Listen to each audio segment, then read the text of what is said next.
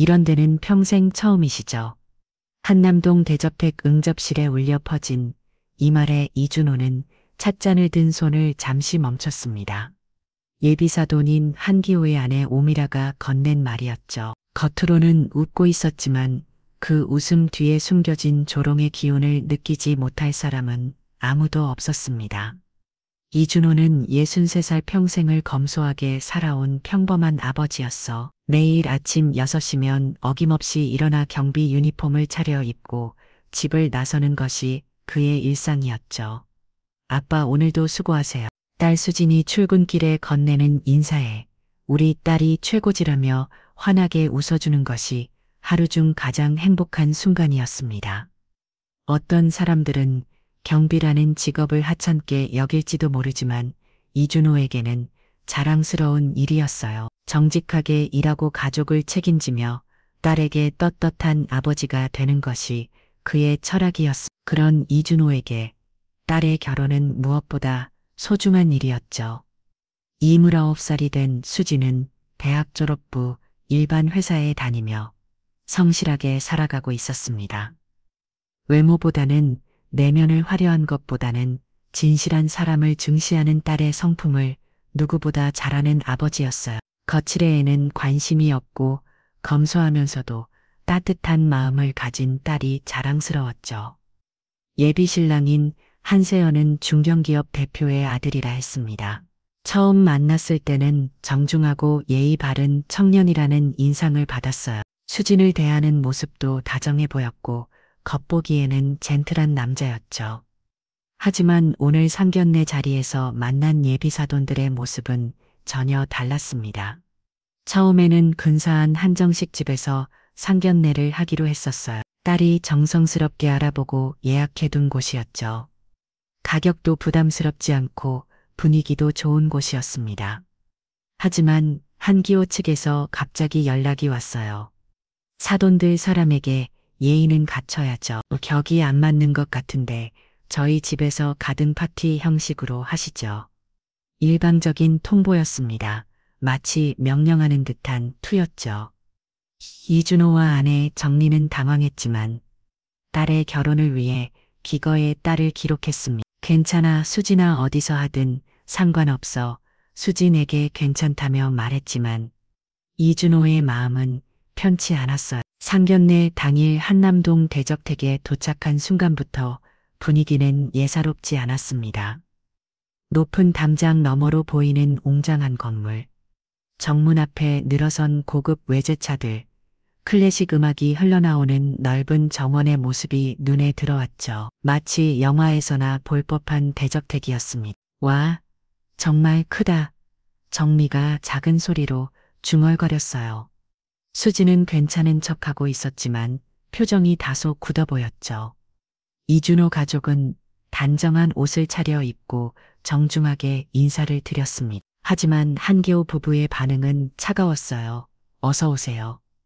말로는 환영한다고 했지만 표정과 말투에서는 전혀 다른 느낌이 났죠. 마치 우선 대하듯 하는 태도였습니다. 한기호는 58세 한성중공업의 대표이사라고 소개했어요. 양복을 맑음이 차려입고 값비싼 시계를 찬 모습이 여간 자신만만해 보이지 않았죠. 그의 아내 오미라는 56세 명품 옷을 입고 화려한 액세서리로 치장한 모습이었습니다. 아버님은 어떤 일 하세요? 한기호가 건넨 첫 질문이었어요.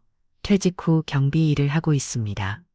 이준호가 담담하게 대답하자 한기호의 표정에 미묘한 변화가 일었죠. 아, 경비, 요즘 또 그런 일 하시는 분 계시군. 말 끝에 묻어나는 무시하는 투였습니다. 마치 그런 하찮은 일이라고 말하는 듯한 느낌이었어요. 오미라는 더욱 노골적이었죠. 정미와 수진을 위아래로 후져보더니 이렇게 말했습니다. 순간 공기가 차가워졌어요. 수진의 얼굴이 순간 굳었습니다. 정미는 웃으며 넘기려 했지만 가슴 한편이 답답해지는 것을 느꼈죠. 옷에 먼지 묻으면 안 돼요. 이 옷은 100만 원짜리거든요.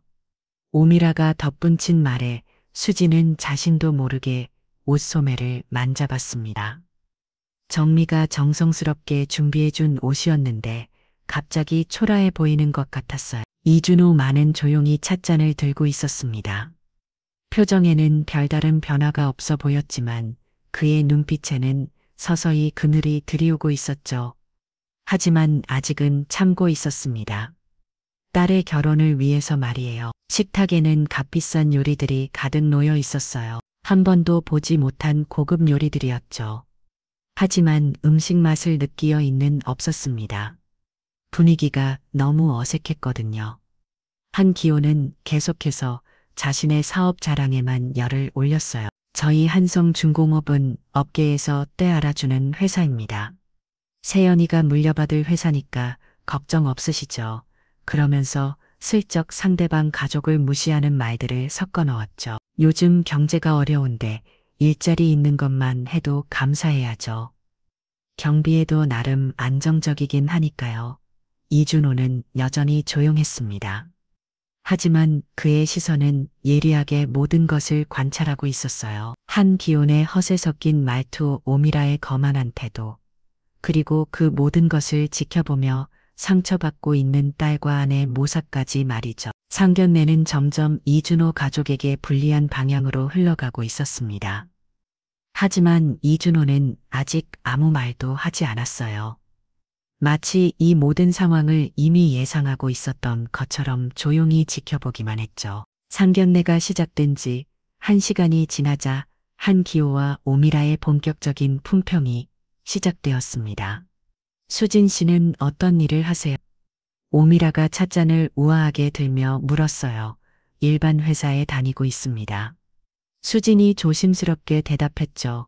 아, 그냥 회사원이군. 요즘은 간호사도 괜찮다지만 그래도 우리 집안에는 좀 오미라의 말이 끝나기도 전에 한기호가 끼어들었습니다.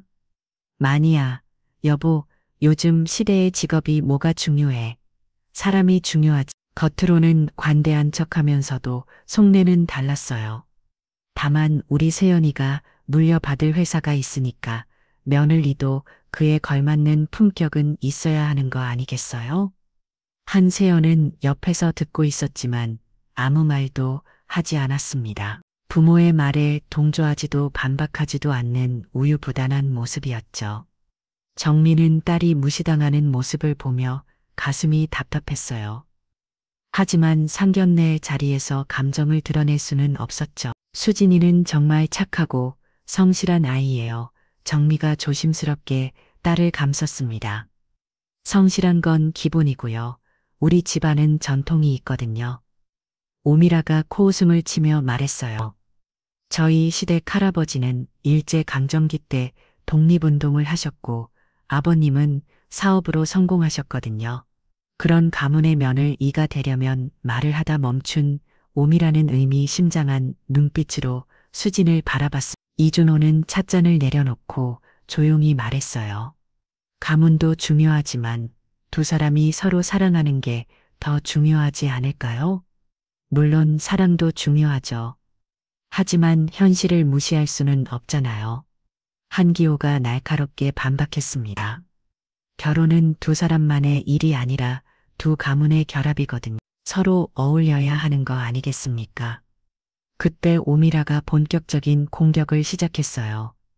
그런데 혹시 수진 씨 외국어는 하세요? 요즘 재벌과 며느리들은 최소 영어, 중국어, 일본어는 기본이거든요. 영어는 조금 수진이 주눅든 목소리로 대답했죠. 조금 그럼 토익은 몇 점이에요? 700점 정도. 어머, 그것 가지고 어떻게 국제회의에 동석하려고 그래요? 우리 세연이는 해외 출장도 자주 가고 외국 바이어들과 미팅도 많은데 오미라의 말에 수진의 얼굴이 점점 붉어졌습니다. 정민은 딸을 보호하려고 했어요. 수진이는 언어보다는 다른 재능이요. 혹시 악기라도 하세요? 피아노, 바이올린, 아니요. 그럼 서예라도 아니면 꽃꽂이. 연예인 질문 공세에 수지는 점점 작아졌습니다. 이준호의 주목이 서서히 지워지기 시작했어요. 하지만 아직은 참고 있었죠. 한기호는 더욱 직설적으로 나왔습니다. 사실 저희도 고민이 많습니다.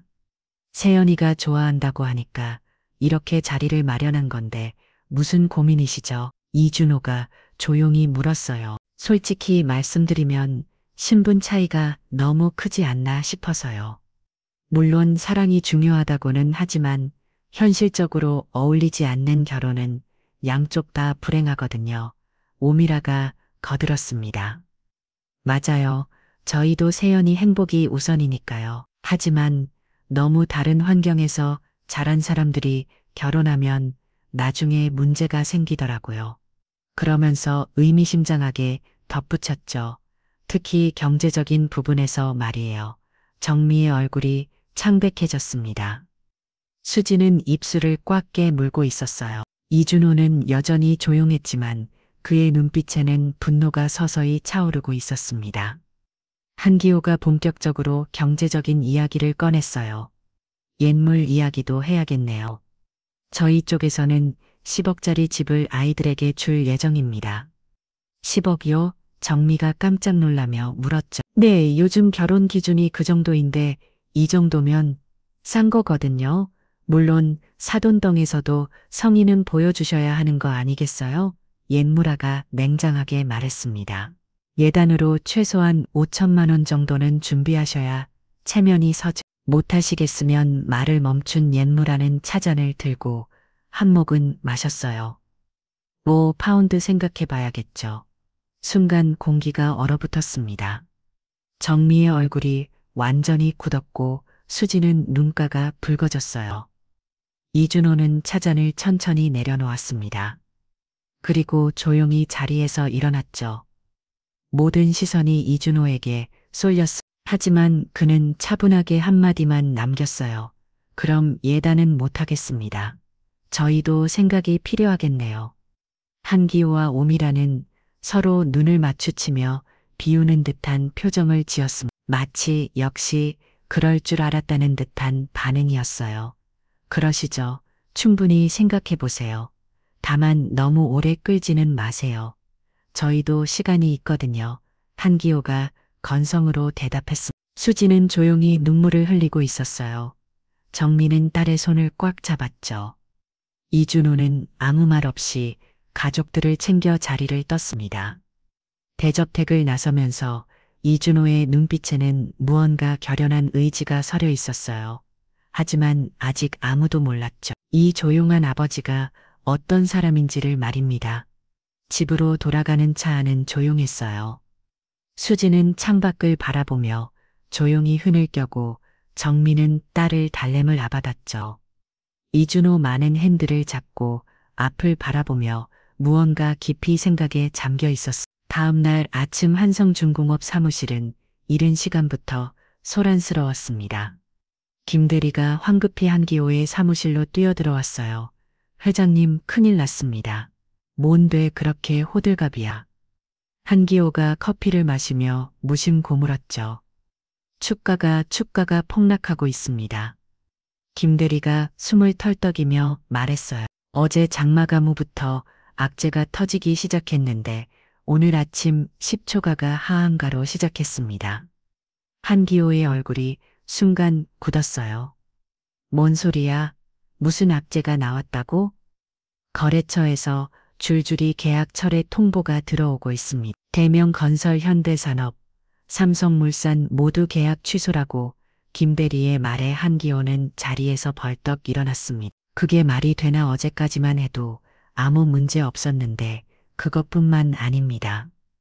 은행에서도 연락이 왔는데 대출 만기 연장이 어렵다고 하네요. 한기호의 손이 떨리기 시작했어요. 회사가 위기에 처한 건 사실이었지만 이렇게 급작스럽게 모든 것이 무너질 줄은 몰랐거든요. 도대체 무슨 일이야? 누가 우리 회사를 건드린 거지? 그때 비서가 급하게 들어왔습니다. 사장님, 기자들이 로비에서 기다리고 있습니다. 회사 부실 경영에 대해 질문하겠다고. 기자들까지. 이건 뭔가 조직적이야. 한기호는 식은땀이 흘렀어요. 이런 일들이 하루아침에 일어날 리 없었거든요. 분명 누군가가 의도적으로 한성중공업을 무너뜨리려 하고 있었습니다. 김대리, 투자자 명단 가져와 봐. 혹시 최근에 지분 변동이 있었나? 네, 확인해 보겠습니다. 김대리가 서둘러 나가려는 순간 한기호의 휴대폰이 울렸어요. 모르는 번호였습니다. 여보세요? 한기호 대표님이시죠? 차분하고 낮은 목소리였어요. 네. 그런데 누구시죠? 부동산 중개업체 대표 김철수. 한남동 대저택권 때문에 연락드렸는데요. 한기호의 심장이 철렁했습니다. 무슨 말씀이시죠? 대표님, 월세 밀린 게 4개월째입니다. 건물주께서 더 이상 참을 수 없다고 하시네요. 크게 이번 주 안에 정리하지 않으면 강제 퇴거 절차에 들어간다고 하십니다. 전화가 끊어진 후 한기호는 주저앉았어요. 한남동 대저택은 자신의 소유가 아니었습니다. 월세로 살고 있었는데 회사 작은 난으로 월세를 밀리고 있었거든요. 하지만 체면상 그 사실을 숨기고 있었죠. 특히 어제 상견례에서는 마치 자신의 집인 양 자랑했는데 이제 그마저도 이렇게 생겼습니다. 여보, 오바라가 급하게 사무실로 전화를 걸어왔어요.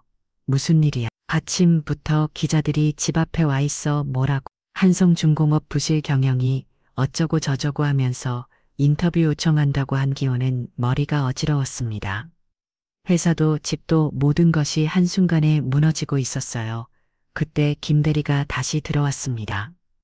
회장님, 투자자 명단 확인했는데 이상한 게 있습니다. 뭔데? 최대 주주가 바뀌어 있어요. 이준호라는 분이 지분의 30%를 가지고 계시네요. 이준호. 한기호는 그 이름을 어디서 들어본 것 같았어요. 혹시 그분이 누군지 아세요? 아니요.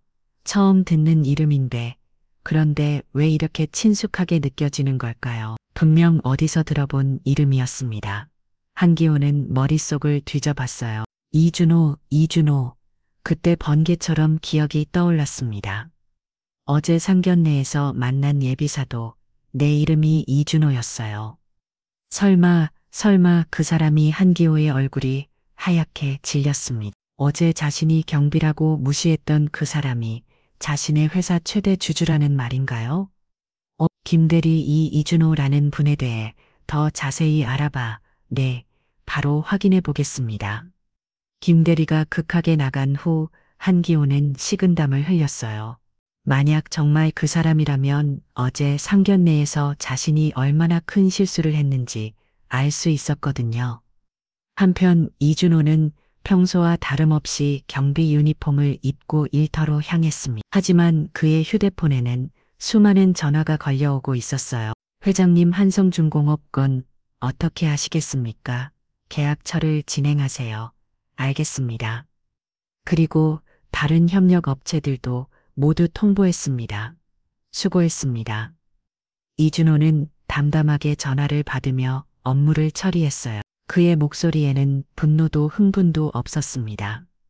마치 예정된 일을 처리하는 것처럼 차분했죠. 사실 이준호는 이미 모든 것을 알고 있었습니다. 한기호의 회사가 어떤 상황인지, 한남동 대저택이 누구 소유인지 모든 것을 말이에요. 어제 상견례는 그들의 진짜 모습을 확인하는 자리였습니다. 그리고 그 결과는 이준호의 예상과 정확히 일치했어요. 아버지 괜찮으세요? 수진이 걱정스럽게 물었습니다. 어제 상견례 이후 아버지가 너무 조용했거든요. 괜찮다. 우리 딸 걱정하지 마. 이준호가 가정하게 딸의 머리를 쓰다듬었어요. 그런 사람들과는 가족이 될 수 없어. 내가 상처받는 걸 보니 더 이상 참을 수 없다. 수지는 아버지가 무슨 말을 하는지 정확히 이해하지 못했어요. 하지만 아버지의 눈빛에서 뭔가 단단한 의지를 느낄 수 있었죠. 그날 오후 한기호에게 결정적인 전화가 걸려왔습니다. 한기호 대표님이십니까? 재민건설 비서실입니다. 이준호 회장님께서 만나자고 하시는데요. 이준호 회장, 내일 오후 2시에 시간 되시면. 한기호는 전화를 받고 완전히 멍해졌어요. 재민건설의 이준호 회장, 국내 5대 건설사 중 하나인 재민건설의 전설적인 인물, 그리고 어제 만난 그 사람, 모든 퍼즐이 맞춰지기 시작했습니다. 그날 밤 한기호는 잠을 이룰 수 없었습니다. 재민건설 이준호 회장이라는 말이 머릿속에서 떠나지 않았어요.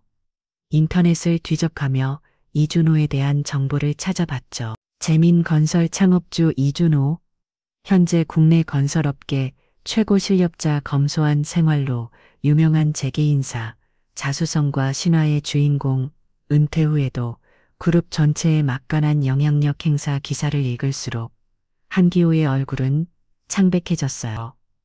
어제 자신이 얼마나 큰 실수를 했는지 이제야 깨달았거든요, 여보. 큰일 났어. 한기호가 떨리는 목소리로 오미라를 깨웠습니다. 왜 그래? 밤늦게 뭔 소리야? 어제 상견례에서 만난 그 사람, 재민건설 회장이야. 오미라가 벌떡 일어났어요. 재민건설 이준호 회장. 우리가 어제 경비라고 무시했던 그 사람 말이야. 오미라의 얼굴에서도 혈기가 사라졌습니다. 그럼 우리가 어제 어떻게 해야 하지? 모르겠어. 내일 만나자고 하는데 뭐라고 말해야 할지.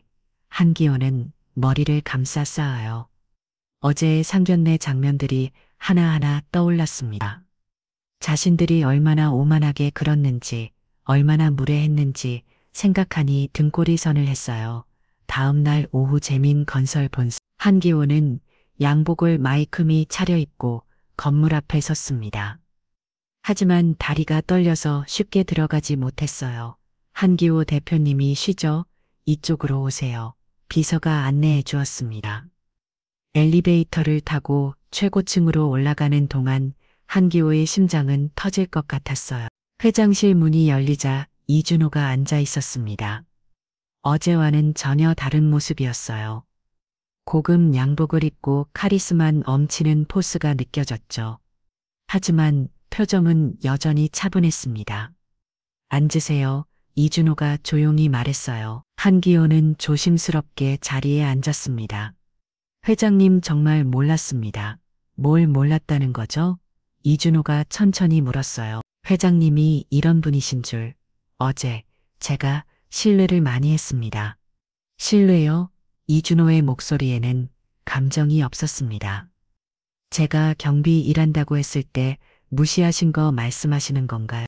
아니면 제 딸과 아내를 모욕한 건 말씀하시는 건가요? 한기호는 고개를 숙였어요. 죄송합니다.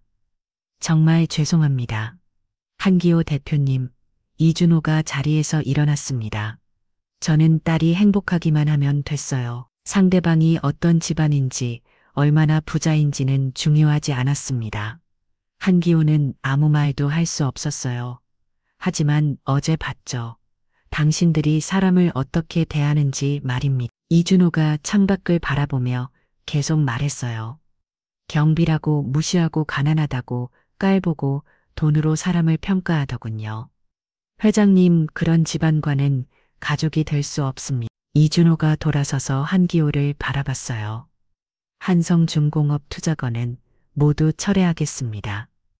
회장님 한 번만 봐주세요. 한기호가 벌떡 일어나며 간청했습니다. 저희 회사가 망하면 직원들이 어떻게 됩니까? 수백 명의 가족들이 길거리에 나앉게 됩니다. 그건 제 책임이 아니죠. 이준호의 목소리는 여전히 차분했어요. 당신이 회사를 제대로 경영했다면 이런 일은 없었을 겁니다. 한기호는 무릎을 꿇었습니다. 제발 한 번만 봐주세요. 제가 잘못했습니다. 무엇을 잘못했죠? 사람을 돈으로 판단한 것을, 당신을 무시한 것을, 그게 다인가요? 이준호가 날카롭게 물었어요. 제 딸이 얼마나 상처받았는지 아세요? 제 아내가 얼마나 굴유감을 느꼈는지 아세요? 한기호는 머리를 조아렸습니다. 죄송합니다. 정말 죄송합니다. 그때 이준호의 핸드폰이 울렸어요. 아빠 괜찮으세요? 오늘 일찍 들어오신다고 하셨는데 수진의 목소리였습니다. 곧 들어갈게. 저녁은 뭐 먹고 싶어? 아빠가 좋아하는 걸로. 해요, 엄마랑. 같이 준비할게요. 그래, 우리 딸, 아빠가 맛있는 거 사갈게. 전화를 끄는 이준호의 표정이 부드러워졌어요. 딸 이야기만 나오면 완전히 다른 사람이 되었죠. 이준호가 다시 한 기호를 바라봤습니다. 저한테는 딸이 전부예요. 그 딸이 상처받는 걸 보고도 가만히 있을 순 없어요. 알겠습니다. 저희가 잘못했습니다. 그럼 이제 아시겠죠? 제 결정은 바뀌지 않습니다. 이준호가 자리에 앉으며 최종 통보를 했어요. 한성중공업과의 모든 계약은 해지입니다. 그리고 이준호가 잠시 멈췄다가 계속 말했죠. 한남동 대저택도 이번 달 안에 정리하세요. 더 이상 월세를 받을 생각이 없습니다. 한기호의 얼굴이 완전히 하얗게 질렸어요. 그 집도 회장님 것이었습니까? 네, 제가 투자 목적으로 사둔 집이었죠. 당신이 살고 있는 줄도 몰랐는데 어제 보니까 마치 자기 집인 양 자랑하다군요. 한기호는 완전히 무너졌습니다. 회사도 집도 모든 것이 이준호와 연결되어 있었던 거예요. 회장님, 마지막으로 한 가지만 부탁드리겠습니다. 뭔가 제 아들 세연이는 정말 수준형을 사랑합니다. 아이들만큼은 그건 제 딸이 결정할 일이에요. 이준호가 차갑게 말했습니다. 하지만 어제 본 것처럼 당신 아들도 저희를 무시하는 태도를 보였죠. 그런 사람과 제 딸이 행복할 수 있을까요? 한기호는 더 이상 할 말이 없었어요. 모든 것이 끝났다는 걸 깨달았죠. 그럼 이제 가보세요. 더 할 말은 없습니다. 이준호가 일어나서 한기호를 배우겠어요. 한기호는 비틀거리며 회장실을 나왔습니다. 엘리베이터 안에서 그는 완전히 무너져 내렸어요. 이제 정말 모든 것이 끝이었습니다. 한성중공업 파산 소식이 언론에 보도되자 한기호와 오미라는 완전히 절망에 빠졌습니다. 하루아침에 모든 것을 잃게 된 거였어요. 파산은 법원에 파산 신청을 했고 한남동 대저택에서도 쫓겨나야 했습니다. 여보, 이제 어떻게 살아야 하지? 오미라가 눈물을 흘리며 말했어요. 그동안 누려왔던 화려한 생활은 모두 거품이었습니다. 값이 산 명품들, 고급 승용차, 모든 것이 압류당했죠. 엄마, 아빠 괜찮아요. 다시 시작하면 돼요. 한세연이 부모를 위로했습니다. 하지만 그의 마음도 복잡했어요. 수진과의 결혼은 이제 물 건너간 일이 되었거든요. 세연아, 넌 수진이한테 사과해야 해. 오미라가 아들에게 말했습니다. 어제 상견례에서 우리가 얼마나 잘못했는지 이제 알겠어. 그 집안을 무시한 게 얼마나 큰 실수였는지 한세연은 이미 그 생각을 하고 있었어요. 사실 상견례 때부터 뭔가 이상하다고 느꼈었죠. 수진의 아버지 이준호의 눈빛이 심상치 않았거든요. 평범한 경비가 가질 수 없는 카리스마와 위엄이 느껴졌어요. 하지만 부모의 말에 휩쓸려 그 직감을 무시했었습니다. 세연아, 지금이라도 늦지 않았어. 가서 진심으로 사과해봐. 한기호가 아들의 어깨를 잡았습니다. 우리가 잘못 생각했어. 돈이나 지위가 중요한 게 아니라 사람이 중요한 거야. 한세연은 고개를 끄덕였어요. 그리고 용기를 내어 수진에게 연락했습니다.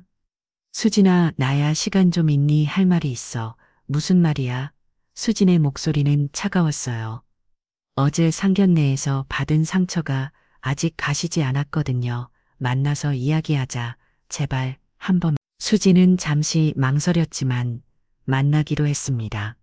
둘이 처음 만났던 카페에서 만났어요. 한세연은 수진을 보자마자 고개를 숙였습니다. 정말 미안해.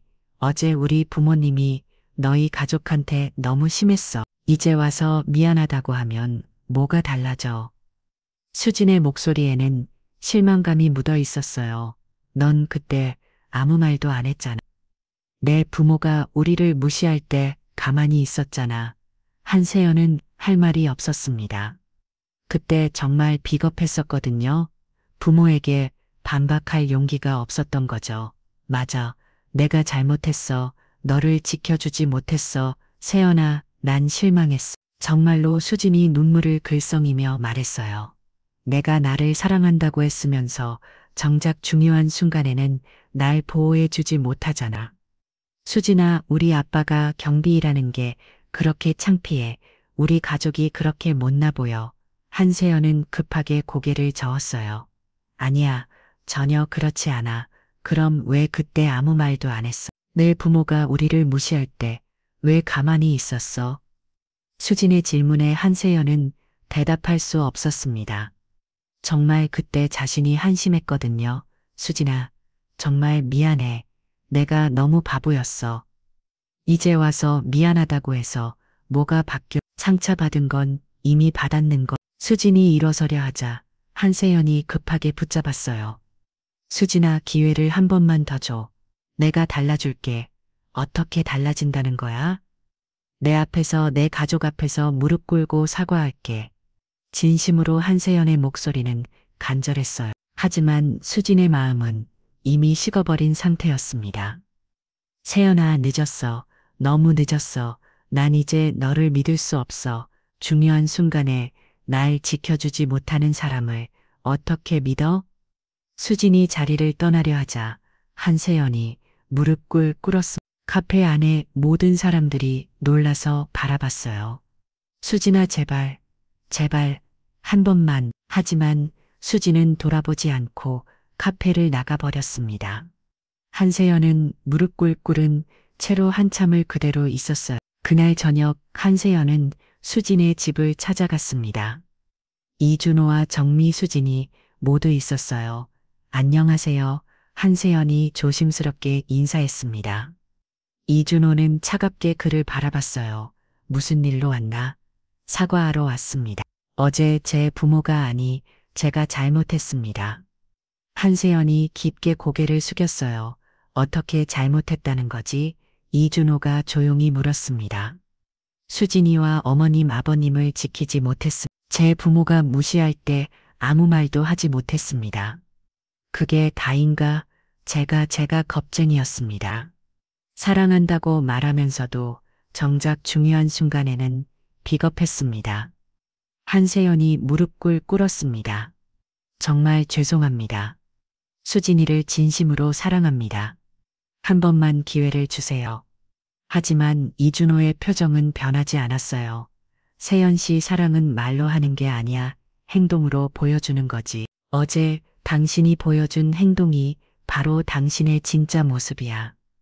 그런 사람과 내 딸이 행복할 수 있을까? 한세연은 아무 말도 할 수 없었습니다. 수진이 조용히 말했어요. 세연 오빠, 이제 그만해요.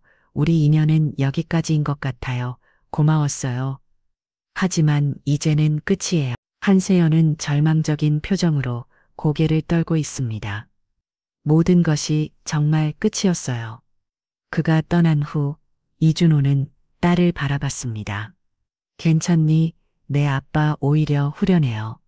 수진이 씁쓸하게 웃었어요. 이런 일이 있어서 그 사람의 진짜 모습을 알게 됐으니까요. 이준호는 딸의 현명한 판단을 대견스러워했습니다. 사람은 위기가 왔을 때 진짜 모습이 드러나는 법이거든요.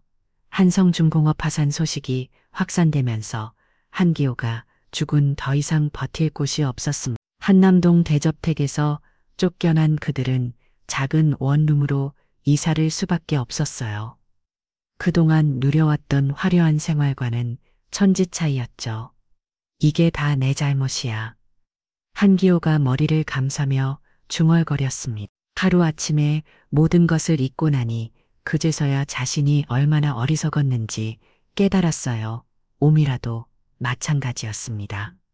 명품 옷들은 모두 팔아야 했고 이제는 마트에서 할인하는 옷을 입어야 했죠. 여보, 우리가 너무 교만했던 것 같아. 돈이 있을 때는 다른 사람들을 무시했는데 이제 와서 보니 우리가 얼마나 한심했는지 알겠어. 한기호도 고개를 끄덕였습니다. 특히 이준호 회장님 가족한테 정말 용서받을 수 없는 일을 했어. 그때 한세연이 집에 들어왔어요. 수진과의 만남에서 돌아온 후 며칠째 풀이 죽어 있었죠. 아들아, 어떻게 됐니? 오미라가 조심스럽게 물었습니다. 끝났어요. 정말로 끝났어요. 한세연이 주저앉으면 말했어요. 수진이가 더 이상 만날 수 없다고 했어요. 한기호는 가슴이 답답했습니다. 아들의 인생까지 망쳐버린 것 같았거든요. 아빠, 엄마, 우리가 너무 잘못했어요.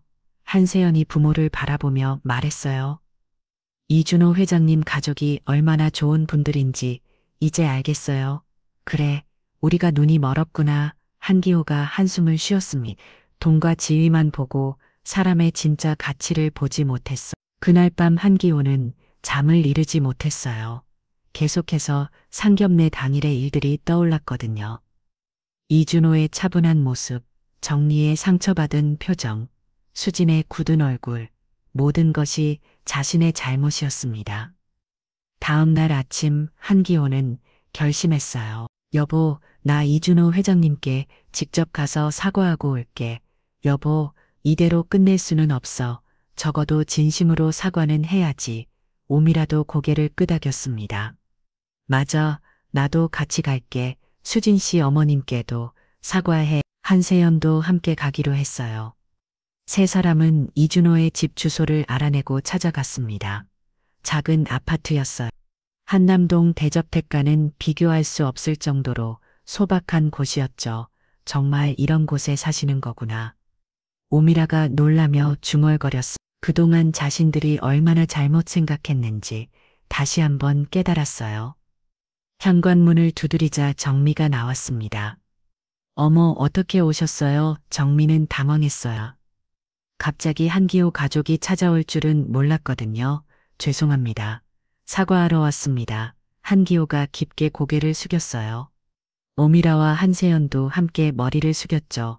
들어오세요. 정미가 어쩔 수 없이 그들을 집 안으로 안내했습니다. 거실에는 이준호와 수진이 있었어요. 한기호가 이준호를 보자마자 무릎을 꿇었습니다. 어미라도 바로 무릎을 꿇었어요. 정말 죄송합니다. 두 사람이 동시에 외쳤습니다. 이준호는 놀란 표정으로 그들을 바라봤어요. 일어나세요. 뭐 하시는 거예요? 아니요. 저희가 정말 잘못했습니다. 한기호가 눈물을 흘리며 말했어요. 회장님을 몰라봤을 뿐만 아니라 사람으로서 해서는 안 될 일을 했습니다. 오미라도 울먹이며 정미에게 사과했어요. 정미님 정말 죄송해요. 제가 너무 교만했어요. 그날 상견례에서 얼마나 무례하게 굴었는지 지금 생각해보니 정말 부끄러워요. 한세연도 수진 앞에서 무릎을 꿇었습니다. 수진아, 정말 미안해. 내가 너무 비겁했어. 이준호는 복잡한 표정으로 그들을 바라봤어요. 일어나세요. 다들 이렇게까지 하실 필요는 아니요. 저희가 잘못했습니다. 한기호가 계속해서 고개를 조아했어요.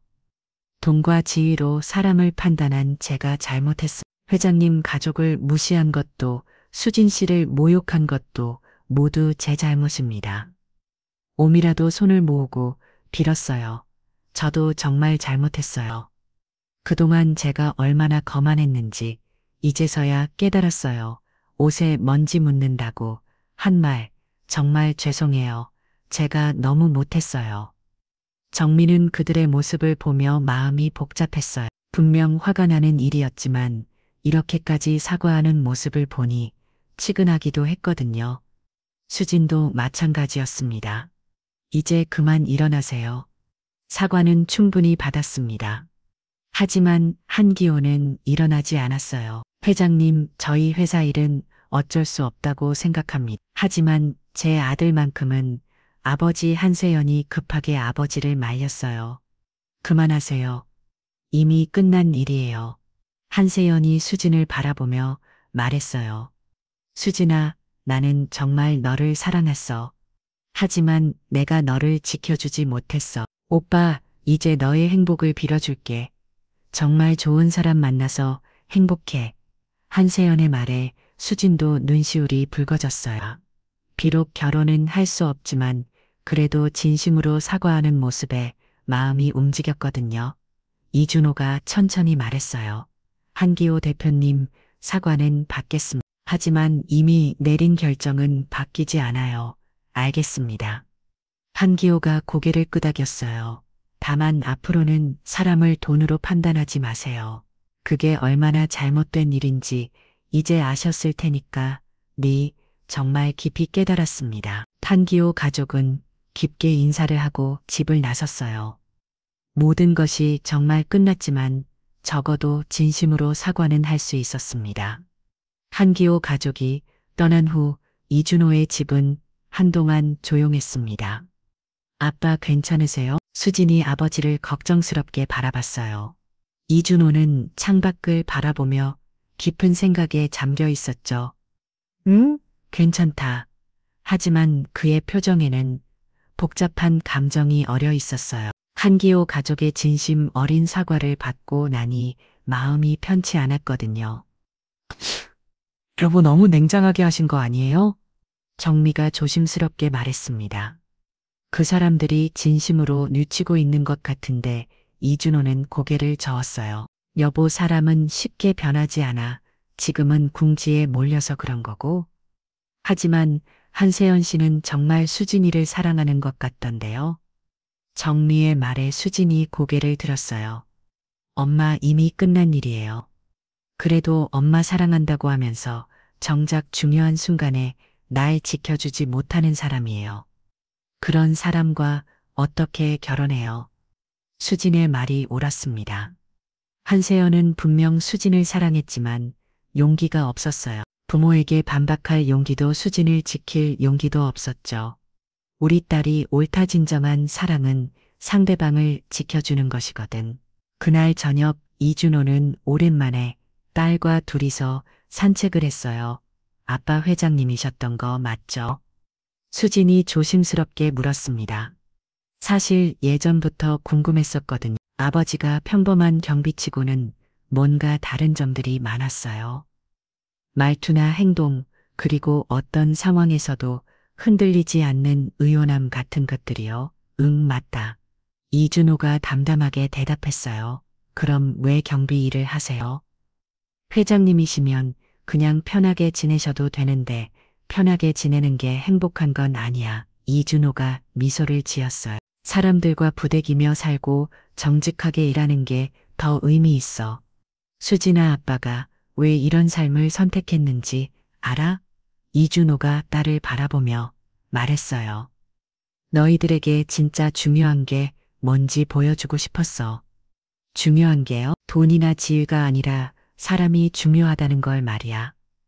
이준호가 딸의 어깨에 손을 올렸어요. 오늘 한기호 씨 가족을 봤지. 돈이 있을 때는 다른 사람을 무시했지만 잃고 나니까 그제서야 잘못을 깨달았잖아. 수진이 고개를 끄덕였어요. 하지만 너는 달라. 처음부터 사람을 중시했어. 아빠, 그런 내가 정말로 이준호의 말에 수진은 뭉클했어요. 아버지가 자신을 위해 얼마나 많은 것을 생각하고 계셨는지 알 수 있었거든요. 아빠, 그럼 앞으로도 계속 경비 일하실 거예요? 당분간은 그럴 생각이야. 아빠는 그 일이 좋거든. 이준호가 환하게 웃었어요. 사람들한테 인사받고 고마움 받는 게 얼마나 뿌듯한지 모를 거야. 수지는 이런 아버지가 정말 멋있다고 생각했어요. 세상에는 많은 부자들이 있지만 이렇게 검소하고 겸손한 사람은 드물거든요. 아빠 저도 아빠처럼 살고 싶어요. 뭔 소리야? 너는 내 방식대로 살면 돼. 아니요, 정말로요. 사람을 중시하고 겸손하게 살고 싶어요. 이준호는 딸이 이렇게 말하는 것만으로도 충분했어요. 그동안의 교육이 헛되지 않았다는 걸 확인할 수 있었거든요. 한편 한기호가 죽은 작은 원룸에서 새로운 삶을 시작하고 있었습니다. 한기호는 작은 공장에 취직했고 오바라는 마트에서 파트타임으로 일하기 시작했어요. 한세연도 작은 회사에 입사해서 열심히 일했죠. 처음에는 힘들었지만 점점 이런 삶에도 적응해 갔습니다. 여보, 이상의 오바라가 남편에게 말했어요. 뭐가 예전보다 마음이 편해. 남들 눈치 보지 않아도 되고 가식적으로 굴지 않아도 되고. 한기호도 같은 생각이었어요. 맞아, 예전에는 항상 체면 생각하느라 스트레스가 심했는데 지금은 그런 게 없으니까 오히려 좋아. 한세연도 변했어. 회사에서도 동료들을 무시하지 않고 누구에게나 정중하게 되었어요. 예전의 오만한 모습은 완전히 사라졌죠. 아들아, 너 많이 변했다. 오바라가 아들을 바라보며 말했어요. 예전보다 훨씬 좋아 보여. 저도 그렇게 느껴요. 예전에는 왜 그렇게 우쭐했는지 한세연이 쓴웃음을 지었어요. 수진이를 잃은 건 정말 아쉽지만 그래도 이런 걸 깨달을 수 있어서 다행이에요. 가족들은 서로를 위로하며 새로운 삶을 시작했습니다. 비록 예전처럼 화려하지는 않았지만 진정한 행복이 무엇인지 알게 되었어요. 그리고 이준호 가족에게 받은 교훈을 절대 잊지 않기로 했죠. 몇 달이 지난 후 한세연은 우연히 수진을 길에서 마주쳤습니다. 오빠 두 사람은 잠시 어색하게 서 있었어요. 요즘 어떻게 지내세요? 잘 지내요. 오빠도 잘 지내시는 것 같네요. 한세연의 표정이 예전보다 훨씬 성숙해 보였어요. 수진아, 마지막으로 한 번만 말할게. 뭔데요? 정말 미안했어. 그리고 행복해. 한세연이 진심 어린 미소를 지으며 말했어요. 너는 정말 좋은 사람이야. 분명 좋은 사람 만날 거야. 수진도 미소를 지었어요. 오빠도 좋은 사람 만나세요. 이제는 진짜 사람을 알아볼 수 있을 테니까. 두 사람은 따뜻하게 인사를 나누고 헤어졌습니다. 서로에게 상처를 줬지만 그 상처를 통해 성장할 수 있었거든요. 1년이 지난 후 모든 것이 평온해졌습니다.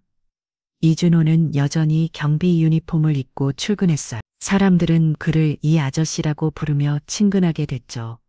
이 아저씨, 오늘도 수고하세요. 네, 안녕히 다녀오세요.